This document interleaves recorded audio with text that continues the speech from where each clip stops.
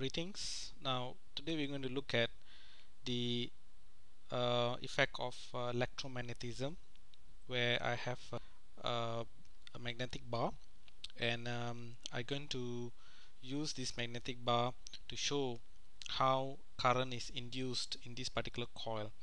And the current or the induced EMF will be detected by this voltmeter, and the voltmeter that we have is able to detect both positive and negative.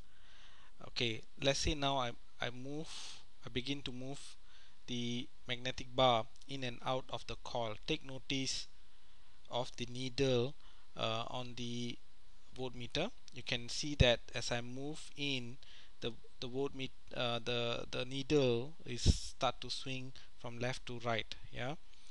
All right. So what's happening here is that as you can notice, there is electrons in the coil, and these electrons, the moment I move the magnetic bar, the electrons also start to move. And from the definition of current, which is rate of flow of charge, when these electrons move in the coil, you have induced current or induced voltage.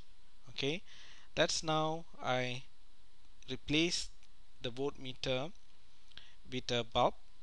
Okay, and to see the effect, you can see that the moment I move in and out of the coil, the bulb illuminates. Alright, now what if, let's say, I place the magnetic bar in the coil but I do not move it? Okay, so you will notice that there is no effect. Okay, the reason being because there is according to the law of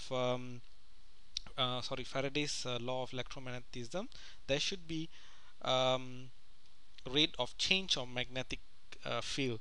Okay, so meaning that the magnetic flux around the magnetic bar need to cut when you move in the coil, meaning that there must be a change in the flux.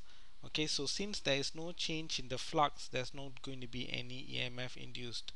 Okay, see, for example, here I can replace with a voltmeter, and I can do the same, and you'll notice that once I place it in, there's no change in the movement of the needle. Okay, and you know that if we increase the number of loops, the magnitude of the, say now I change from 2 to 4, double up, sorry, okay,